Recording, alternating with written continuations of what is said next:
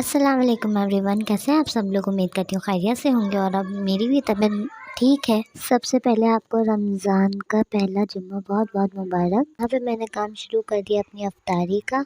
ये मैं potato cut कर रही हूँ, लेकिन ये मुझसे हो नहीं रहे थे, बहुत ज़्यादा मुश्किल से मैंने ये करे हैं। कितनी दफ़ा तो मेरा हाथ कटते कटते बचा है। आप लोगों का आज का रोज़ा कैसा गुजरा ये आप कमेंट में लाजमी बताइएगा। आज की वीडियो भी काफ़ी अच्छी होने वाली है, तो एंड तक क्लास में देखिएगा। Welcome back to the new vlog.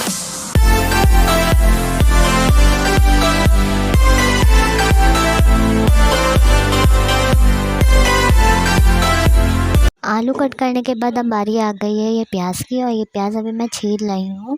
बहुत ज़्यादा मिर्ची थी इस प्याज में, क्योंकि पता नहीं प्याज कभी कैसी आती हैं, कभी सूखी आती हैं, कभी गीली आती हैं, तो इसमें तो बहुत ज़्यादा मिर्ची थी। अभी और दूसरे काम कर रही थी, तो मैंने सोचा मैं अभी की हेल्प करवा दूँ, इसलिए मैं ये सारे काम करवा रही थी आप ही के साथ मिलके।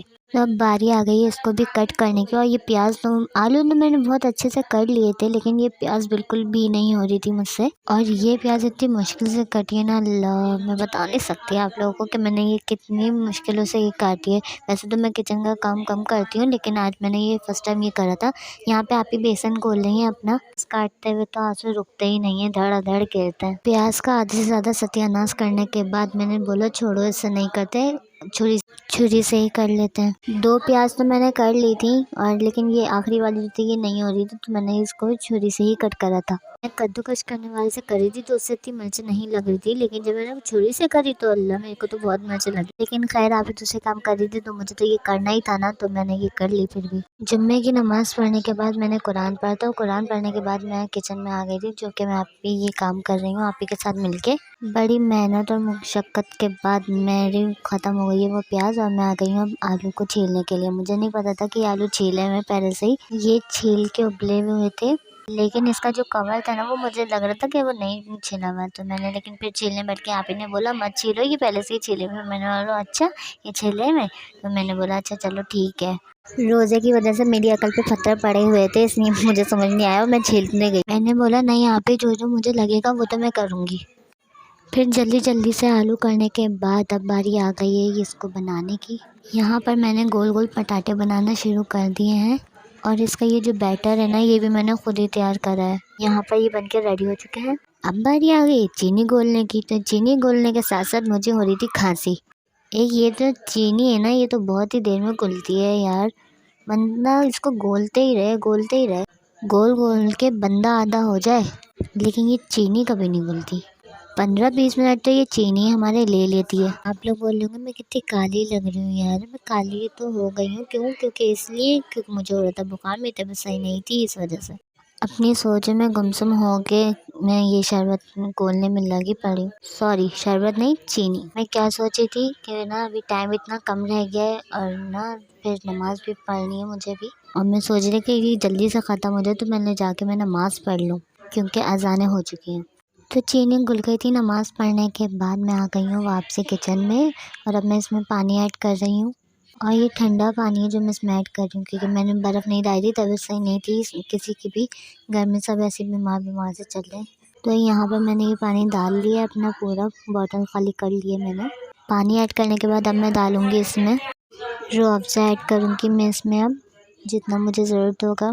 आप लोग देख रहे हैं ना मैं कितनी मेहनत करती हूँ, तो इसी बात पे like comment share and subscribe लाजमी कर दिएगा।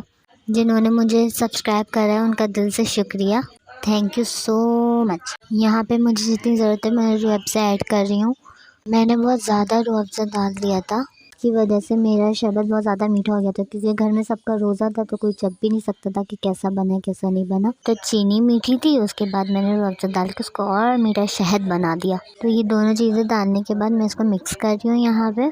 तो उस शरबत से फ़ारिग होने के बाद मैं आ गई हूँ किचन में, और मैंने यहाँ पे कढ़ाई निकाल ली है कढ़ाई, और अब मैं साफ़ करके इसे चूल्हे पे रख दूँगी, और चूल्हा जला के इसमें ऑयल ऐड कर दूँगी, ताकि आप ही के लिए आसानी हो जाए। काम करती हैं यार वो भी इतनी मेहनत से, उसे में खड़े होके बनाना आसान बात नहीं है। यहाँ से मेरा काम हो गया ख़त्म, और आप ही का शुरू हो गया है। अभी आप ही आलू के पकौड़े बना रही हैं, और देखें इसका कलर आना शुरू हो गया है।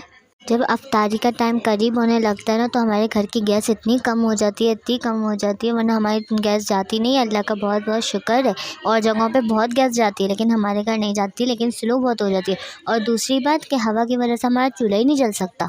हवा इतनी आती है ना किचन में, इतनी बड़ी बड़ी जो हमारी खिड़कियाँ हैं ना, वहाँ से बहुत ज़्यादा हवा आती है। और हमारा जो चूल्हा है ना, वो भी बिल्कुल खिड़की के पास ही लगा हुआ है। यहाँ पे थोड़े से पकोड़े बन के रेडी हो चुके हैं। टाइम काफ़ी कम रह गया था, तो आप इन्हें जल्दी जल्दी बनाया। यहाँ पे देखें, हमारे पकौड़े बन के बिल्कुल रेडी हो चुके हैं। आलू के भी और पालक वाले भी, दोनों पकौड़े बन के रेडी हो चुके हैं। मैं तो आलू के पकौड़े ज़्यादा खाती हूँ, क्योंकि मुझे आलू के पकौड़े बहुत ज़्यादा अच्छे लगते हैं। और यहाँ पे देखें, हमारा प्यारा सा दस्तरखान रमज़ान में सज गया है। ये छोले देखें कितने मज़े के लग रहे हैं, लेकिन ये छोले स्पाइसी बहुत है।